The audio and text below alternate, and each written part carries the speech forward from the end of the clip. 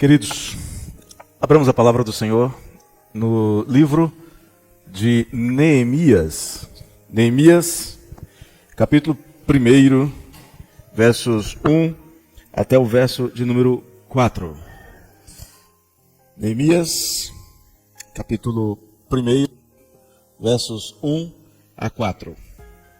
A palavra do Senhor diz assim: as palavras de Neemias, filho de Acalias, no mês de Quisleu, no ano 20º, estando eu na cidadela de Suzã, veio Hanani, um de meus irmãos, com alguns de Judá. Então lhes perguntei pelos judeus que escaparam e que não foram levados para o exílio e acerca de Jerusalém. E disseram-me: os restantes que não foram levados para o exílio e se acham lá na província estão em grande miséria e desprezo. Os muros de Jerusalém estão derribados e as suas portas queimadas. Tendo eu ouvido estas palavras, assentei-me, chorei e lamentei por alguns dias. E estive jejuando e orando perante o Deus dos céus. Senhor nosso Deus, nós pedimos em nome de Jesus a tua bênção sobre as nossas mentes, sobre os nossos corações.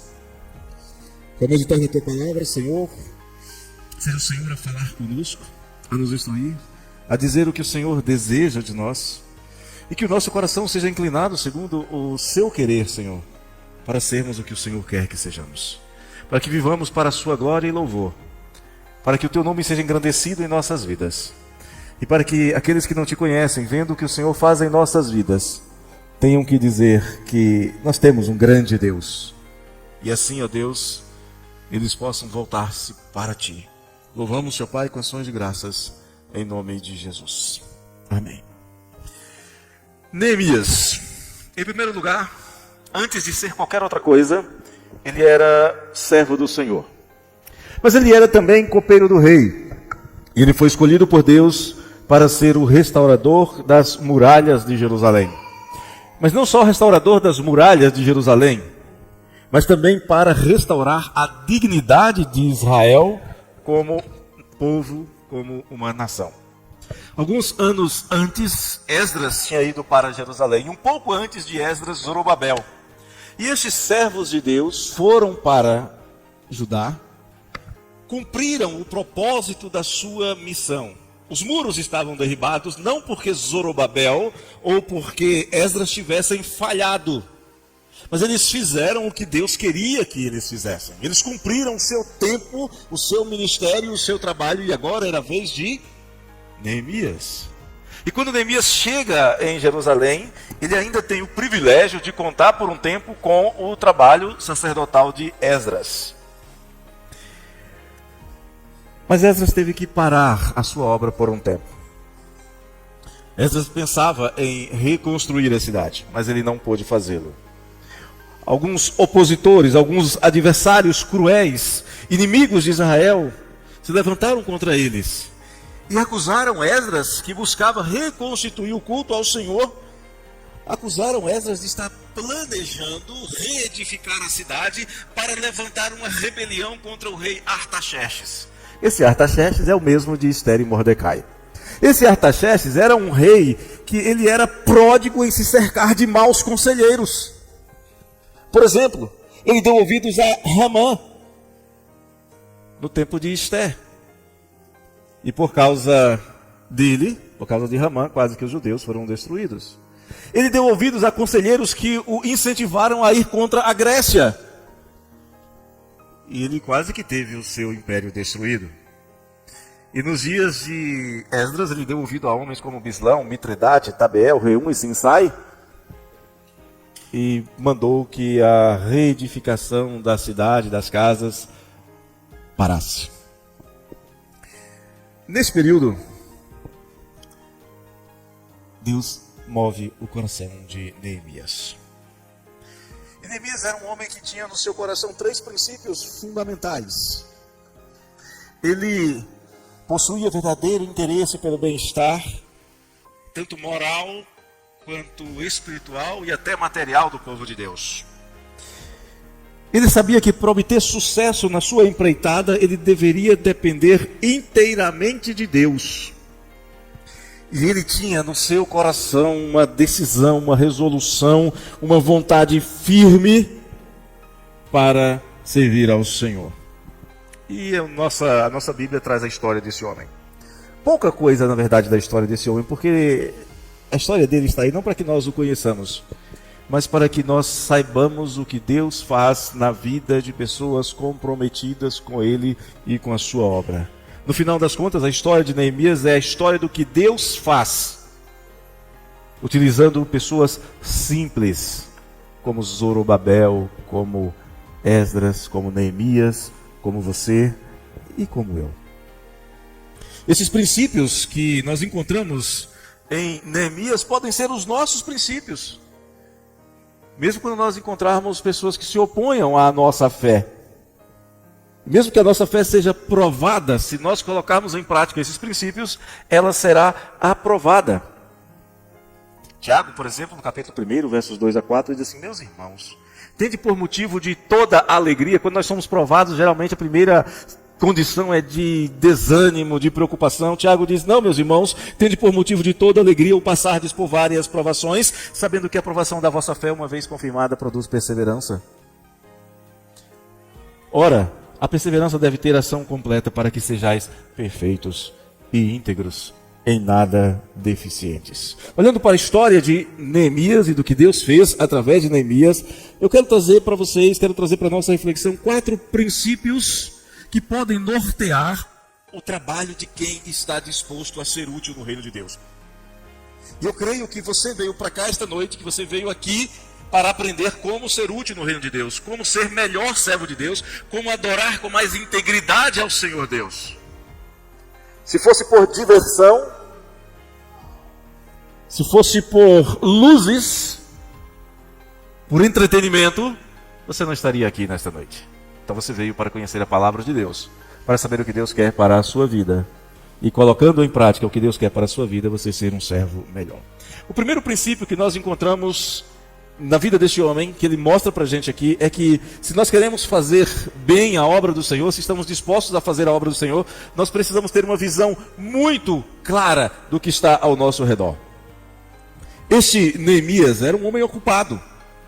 Ele era o copeiro do rei Artaxerxes. A sua função era de absoluta confiança do rei, mas era também uma função muito perigosa. Ele tinha que experimentar toda a comida que chegasse até o rei.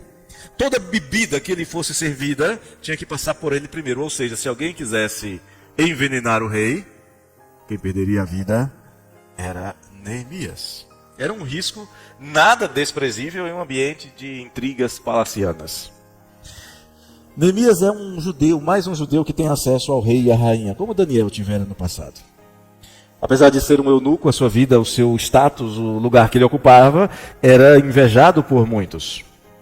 Mas mesmo em uma situação de relativa honra, ele não se desliga do seu povo, ele não se desliga da sua história, ele não esquece a sua identidade, ele continua lembrando que ele é um judeu, que ele é um servo do Deus Altíssimo. Ele estava nesses dias numa cidade opulenta e rica chamada Suzã, mas o seu coração se enternece por Jerusalém.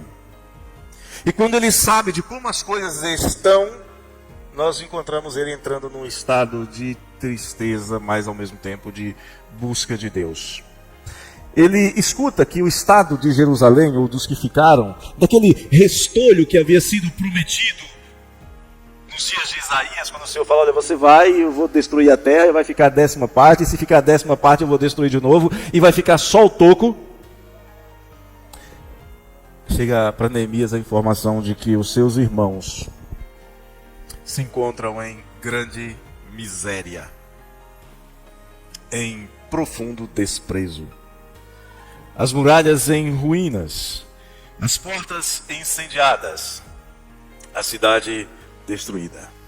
Mas ao mesmo tempo, Esdras e Neemias tinham conhecimento de que, como fora revelado para Daniel, o tempo do exílio já havia passado. O povo deveria reconstruir Jerusalém. Era necessária a reconstrução de Jerusalém, mas os judeus ainda eram um povo cativo. Ainda era um povo escravo. Ele próprio era um servo, um escravo da corte, mas um escravo. E como é que aqueles judeus, na mais absoluta miséria, poderiam reconstruir a cidade. Daniel fala que os nobres, lá no início do seu livro, ele fala que os nobres foram levados cativos. Ele próprio, Daniel, era de família nobre, assim como Sadraque, Mesaque, Abednego. Mordecai era um descendente de Saul. Zorobabel era um descendente de Davi. Esdras era um descendente da linhagem sacerdotal. Toda a nobreza havia sido levada. Em Jerusalém, no meio dos escombros, não havia liderança. Havia no meio dos escombros apenas o que podia haver. Havia uma luta diária por sobrevivência em condições hostis. E cada um deles olhava para a sua própria realidade. E cada um deles tentava sobreviver da melhor maneira possível, numa correria, numa luta diária por sobrevivência. E quando nós lemos os livros desses dois contemporâneos, Esdras e Neemias, nós percebemos que as coisas não andavam bem. Havia injustiça social. Judeus exploravam seus próprios irmãos. Havia grave desigualdade, inclusive alguns judeus escravizando outros judeus. Havia sacerdotes corruptos, profetas corruptos, havia conflito generalizado, inclusive quanto à sua fé. Havia problemas entre os judeus que haviam ido para o exílio e os que ficaram em Jerusalém. Muitos dos que ficaram contraíram matrimônios com os povos da terra, numa tentativa de sobrevivência, sacrificando o futuro para tentar pelo menos sobreviver no tempo presente. Havia sincretismo e os que chegavam diziam: isso não pode. E eles diziam: é o que dá para fazer, precisamos sobreviver. Esse é o quadro que é colocado diante de Neemias. Mas ele sabe também que era chegado o momento da intervenção de Deus através dele. Era chegado o momento de Jerusalém ser reconstruída para cumprir profecias que haviam sido feitas, de que os muros da cidade seriam reedificados. E ele então vai olhando esse quadro todo, ele começa a pensar: quais são as necessidades? Quais são as áreas que nós precisamos tratar? De que maneira eu vou precisar trabalhar? Ele tem 120 dias. Ele tem 4 meses para pensar o que ele iria fazer. Para apresentar um projeto para o rei. Para dizer ao rei quanto tempo ele gastaria para realizar esse projeto. E dentre as necessidades que ele identifica, é a necessidade de recursos. Ele fala, no verso de número 3, a notícia que chega para ele é: Jerusalém e os que ficaram estão sem recursos. Jerusalém e os que ficaram estão em grande miséria. O estado econômico de Israel, de Judá, era lamentável. E por que era lamentável? Porque quando começou o exílio, todos os que tinham profissão, todos os que eram hábeis em alguma coisa, foram levados embora. E quem ficou? Ficaram apenas profissionais não especializados. Na terra não ficou engenheiro, não ficou médico, não ficou comerciante, ficaram apenas camponeses e trabalhadores braçais. Não havia como ter uma economia pujante apenas com camponeses e trabalhadores braçais. Quando Neemias ouve o relato, esse fato lhe chama a atenção. O seu projeto era nada menos do que o de edificar um país, de reedificar uma nação. Mas isso não seria possível sem recursos, sem materiais e principalmente sem pessoas qualificadas para isso. Esta verdade é ilustrada, por exemplo, pelas palavras de Jesus, lá em Lucas capítulo 14, verso 28 a 30. Pois qual de vós, pretendendo construir uma torre, não se assenta primeiro para calcular a despesa e verificar se tem os meios para a construir?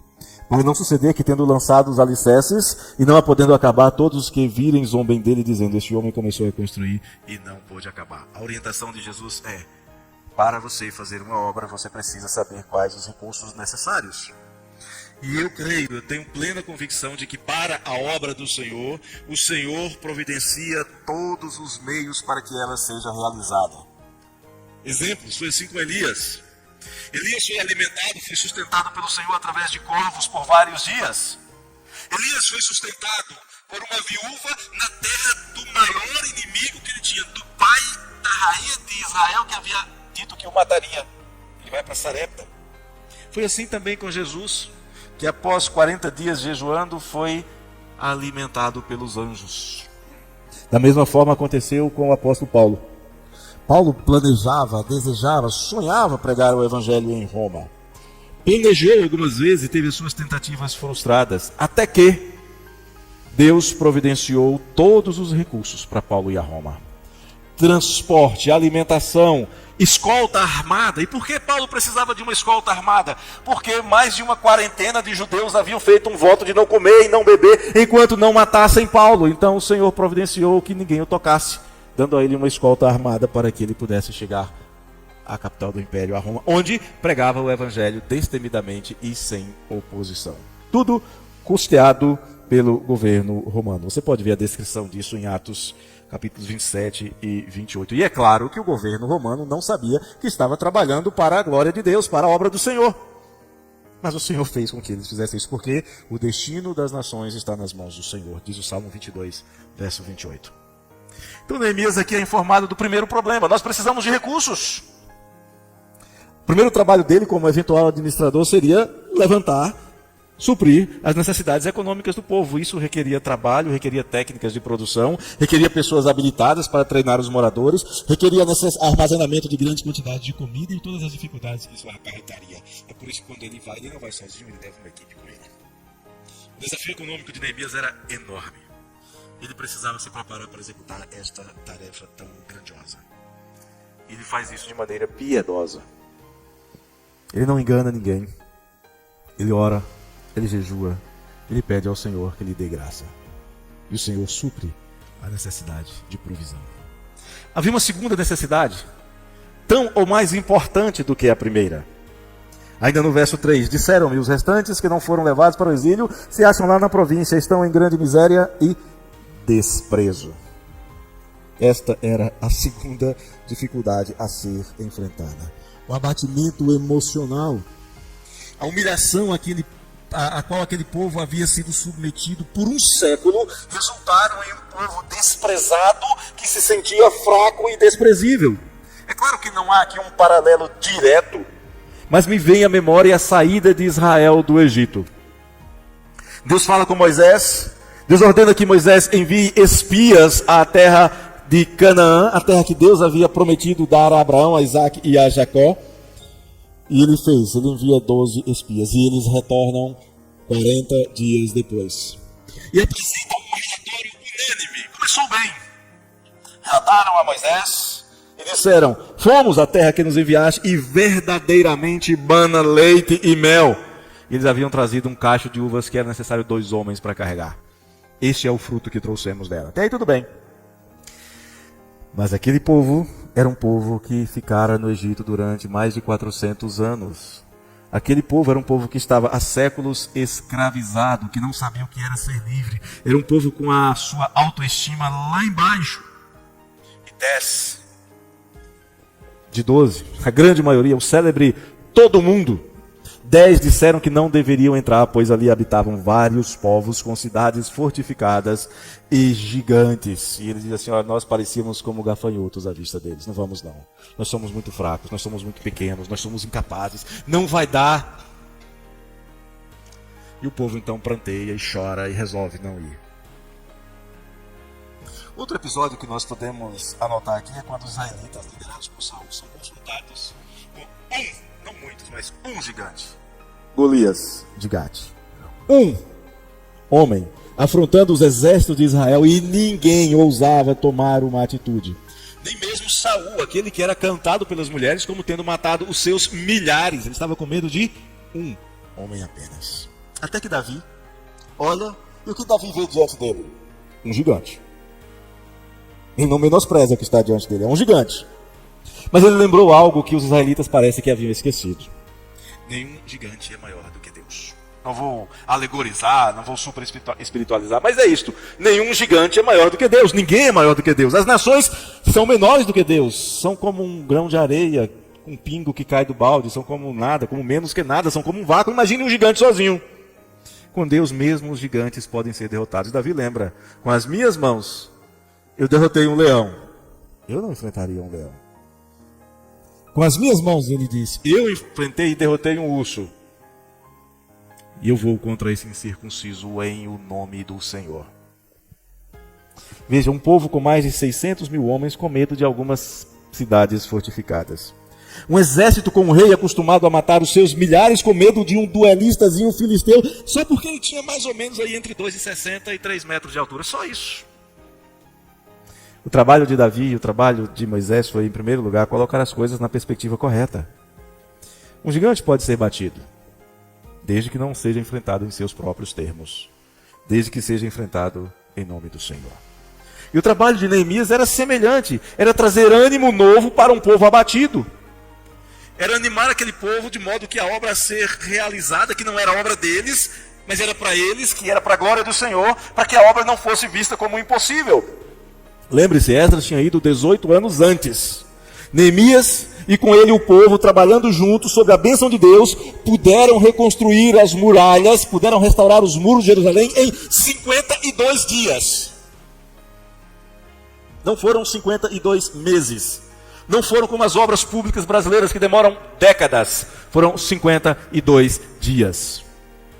Porque em nome do Senhor, Neemias animou o povo. Ele tratou do problema, que era o desânimo que tomava conta do coração daquele povo. Ele lhes deu um senso de propósito, onde cada um pode usar a sua capacidade, os seus dons, os seus talentos para a glória de Deus.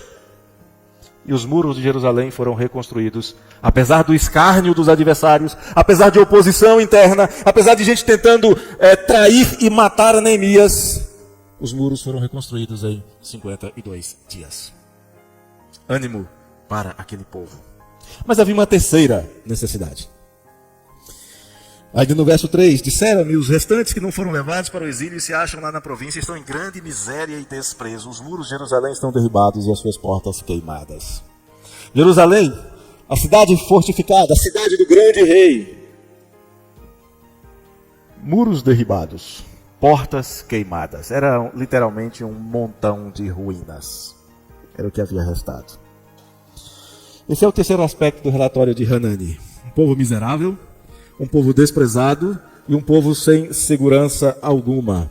Um povo cercado por inimigos de todos os lados que faziam o que podiam para sobreviver. E alguns literalmente fizeram pactos com os inimigos, faziam alianças familiares, casavam-se ou permitiam que seus filhos se casassem com não hebreus para tentar diminuir o perigo.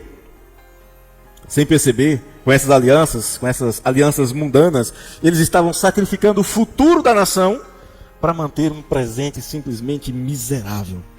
Mas era só o que eles podiam fazer, porque eles estavam colhendo o que haviam plantado. Como Daniel nos lembra na sua oração no capítulo 9. Pecamos, nossos pais pecaram, nossos príncipes pecaram, nossos sacerdotes pecaram, todo o povo pecou.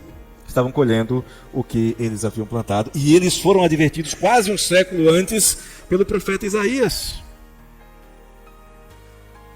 E é interessante que quando eles são advertidos por Isaías, segundo o livro de Reis, capítulo 20, Isaías chega para o rei Ezequias e diz assim: olha, vai chegar dia que tudo que você está vendo aqui, ouro, prata, tudo isso vai ser levado embora. Sabe o que o rei fez? Não vai ser nos meus dias.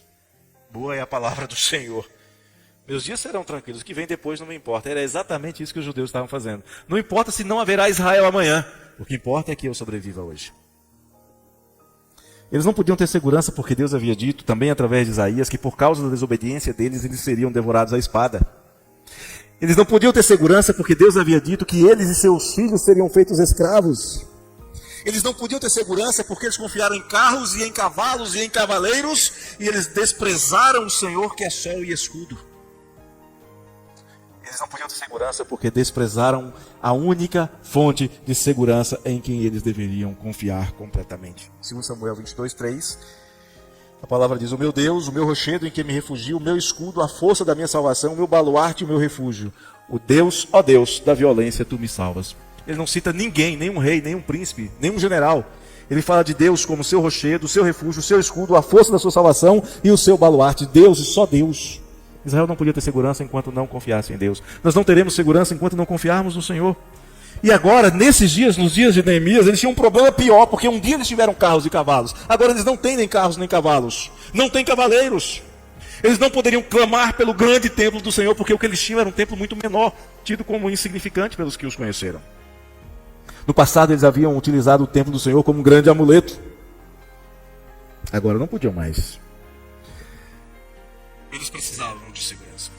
Precisavam de muros, precisavam de portas, mas precisavam que a reconstrução fosse liderada por alguém que tinha temor do Senhor e que dependesse integralmente do Senhor. E é por isso que esse homem é Neemias, porque quando ele chega diante do rei, o rei olha para ele e diz: o que você tem que está com cara batida? E ele diz assim: Senhor, me dá graça perante esse homem. E só então diz o que ele queria: confiança total, absoluta no Senhor Deus. Esta era a segurança que Neemias tinha. Mas ele sabia que a cidade também precisava de segurança. Se eles tentassem antes, em vão eles edificariam muralhas, colocariam portas, porque somente o Senhor lhes daria segurança. E aliás, os inimigos diziam: se eles fizerem um muro, vai vir uma raposa e encostar nesse muro, ela cai. A verdade é que se o Senhor não edificar a casa, em vão trabalham os que edificam. Se o Senhor não guardar a cidade, em vão vigia a sentinela. E é através de Neemias que esse processo de reconstrução vai começar. O interessante é que Neemias estava em segurança. Estava na cidadela de Suzã. Mas ele se dispõe a sair de lá porque ele confia integralmente em Deus. E ele sabe que na província, sem muros e sem portões, com os judeus sem nenhuma segurança, os judeus precisavam aprender a confiar em Deus. E ele sabia que em Suzã ou em Jerusalém, com muros ou sem muros, com fortaleza ou sem fortaleza, com o Senhor ele estava seguro. Lembremos o que a palavra nos ensina: com a bênção do Senhor dos Exércitos, o poderoso faraó se tornou insignificante.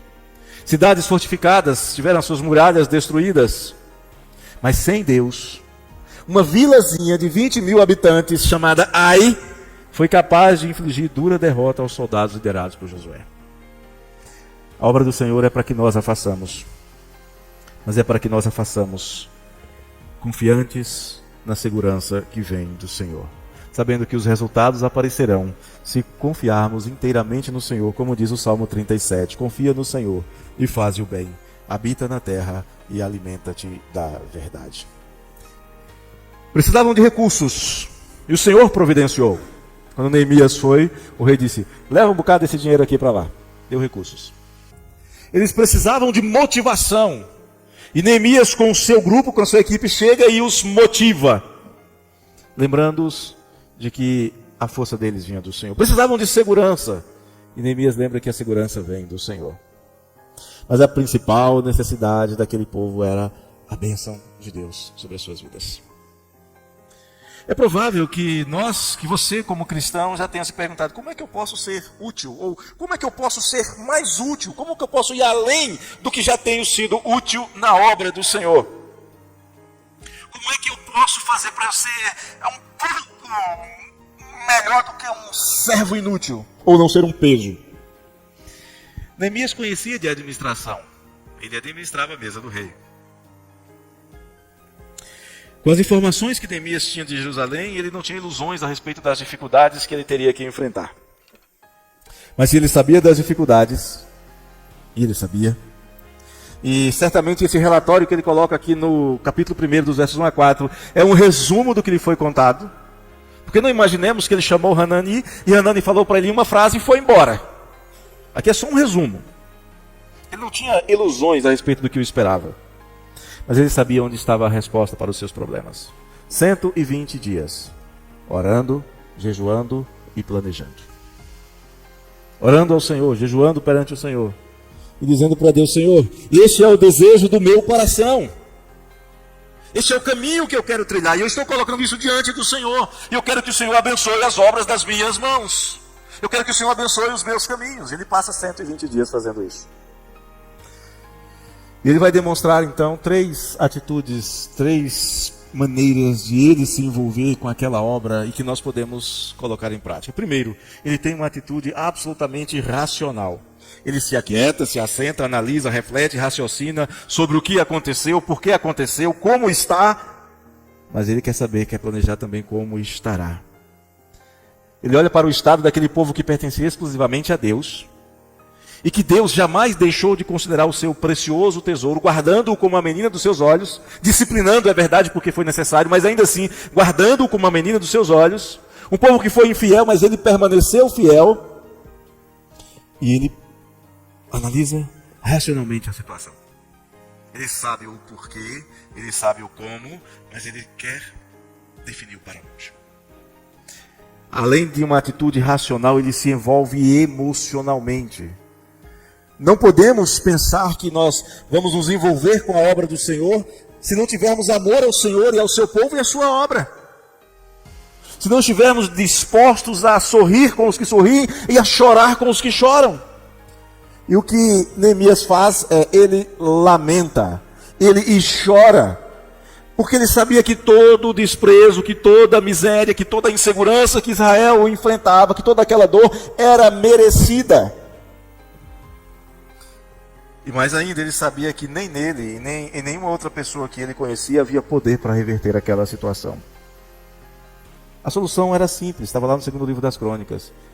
Se o meu povo, depois da promessa de exílio, o Senhor disse: se o meu povo que se chama pelo meu nome se humilhar e orar e me buscar, então eu ouvirei dos céus, perdoarei os seus pecados, sararei a sua terra. A solução era em Deus. Mas ele olha e chora. Ele dá vazão aos seus sentimentos. Ele se humilha diante do Senhor. Ele lamenta. O coração dele está totalmente envolvido naquela causa. A mente, o coração. Mas não para aí. Neemias não teria dado um passo. Neemias não teria ido além das perguntas por quê, como, para quê.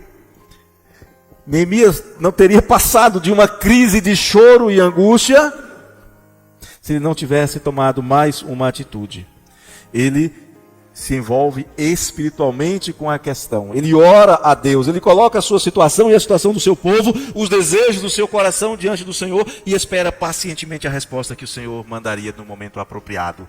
E Deus mandou, Deus providenciou o momento apropriado, porque quando ele chega diante do rei, depois de dias de jejum e de pranto e de oração, o seu semblante está abatido. O rei pergunta: o que você tem? Ele diz: Senhor, chegou a hora, me dá graça.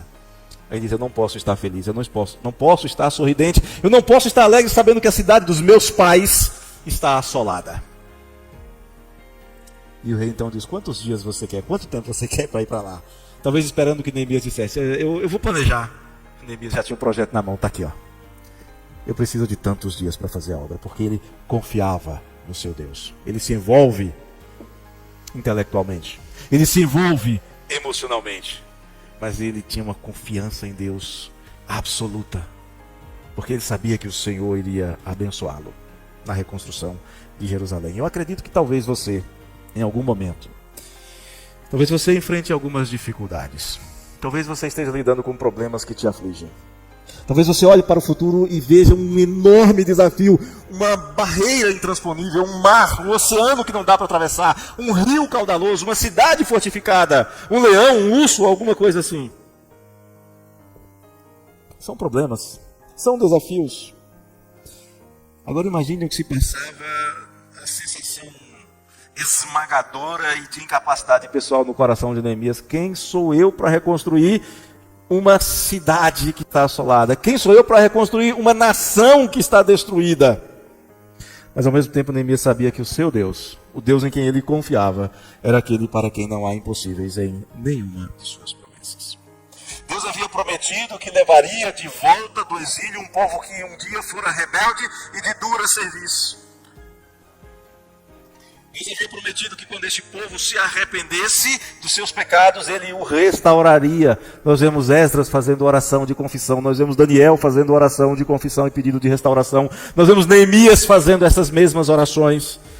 E o Senhor ouviu e atendeu e reconstruiu Jerusalém, para que ali pudesse, em séculos depois, pôr os pés o grande rei, o rei de toda a terra, o Senhor Jesus, o nosso Salvador.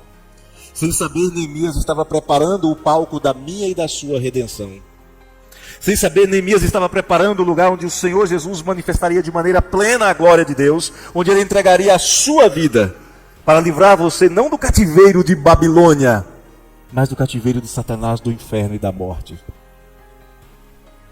Ele não sabia o que estava fazendo na sua plenitude, mas de uma coisa ele sabia: ele estava fazendo a obra do Senhor. Talvez você olhe para as coisas que você faz na igreja e pense: é tão pouco, é tão insignificante, se eu parar de fazer ninguém vai perceber. Mas se você está fazendo para o Senhor, se o Senhor motivou o seu coração e é para a glória de Deus, os resultados glorificarão a Deus e abençoarão o povo de Deus. O que você pretende fazer, querido? Querida? Você pode parar para planejar, traçar planos e mais planos. Podem fazer planos bem adequados e acertados. Mas isso não é suficiente. Você pode lamentar-se pelos erros cometidos do passado, pelas oportunidades perdidas. Pode. Isso pode até ser bastante útil para não repetir no presente. Mas é preciso avançar. É preciso ir além.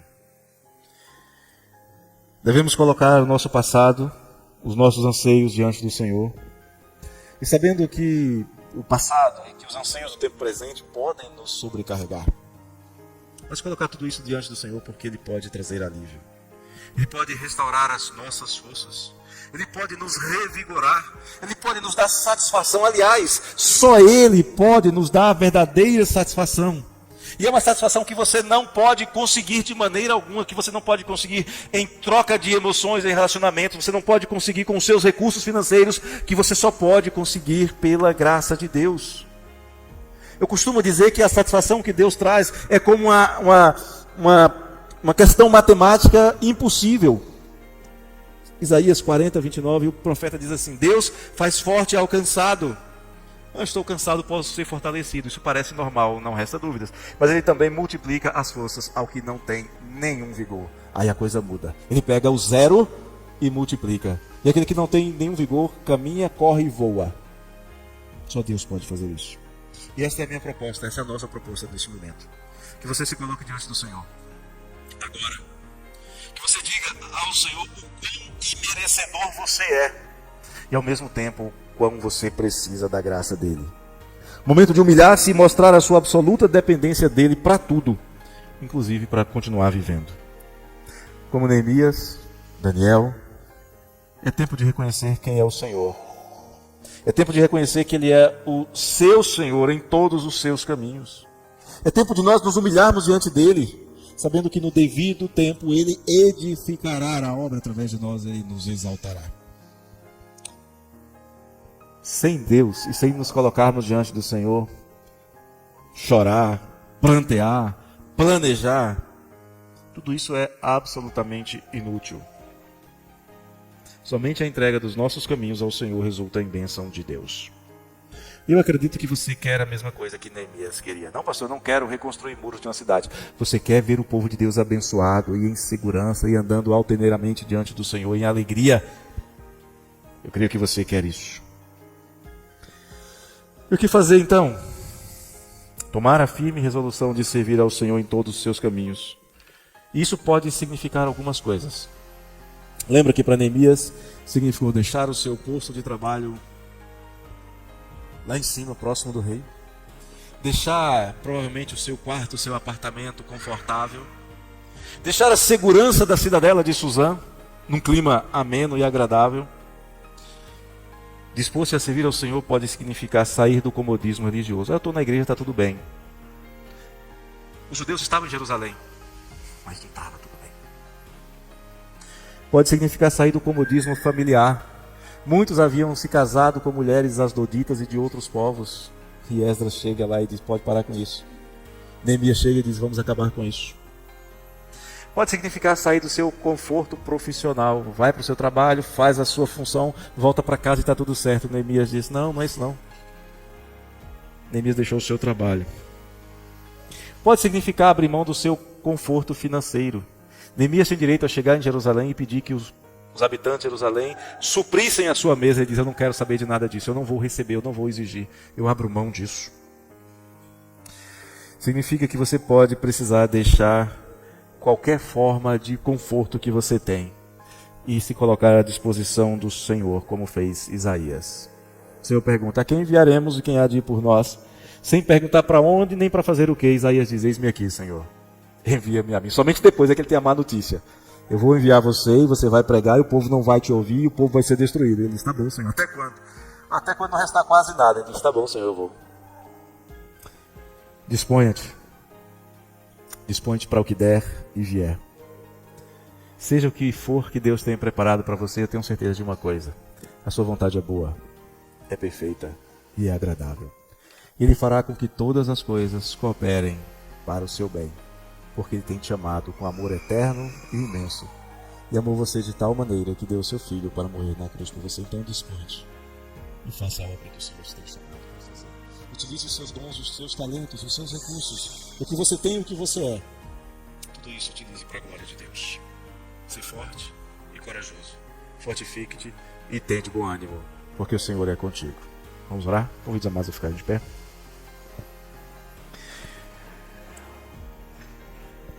Obrigado, meu Deus. Obrigado pelo relato que o Senhor nos traz do que o Senhor fez através do teu servo Neemias. Obrigado porque a tua palavra nos chama a nos envolvermos intelectualmente, emocionalmente e espiritualmente. Tua palavra nos chama a nos entregarmos confiantemente às tuas mãos, sabendo que o Senhor nos usará da melhor forma possível para glorificar o seu nome. Ó Deus, eu te peço em nome de Jesus, se há algum comodismo, alguma acomodação, alguma indisposição, que seja removida pelo teu Espírito, que é poderoso, que restaura. Que haja, ó Deus, em nossos corações o inclinar do teu Espírito. Que o nosso coração seja inclinado segundo o seu querer. Que o Senhor, que é o Deus Todo-Poderoso, efetue em nós o querer e o realizar para a glória do Senhor mesmo. É o desejo do nosso coração. Para que sejamos abençoados, sim, mas para que todos saibam que nós temos um grande Deus. Para que todos saibam que o Senhor, nosso Deus, é grande Deus. A nossa oração, confiante em nome de Jesus. Amém, Senhor.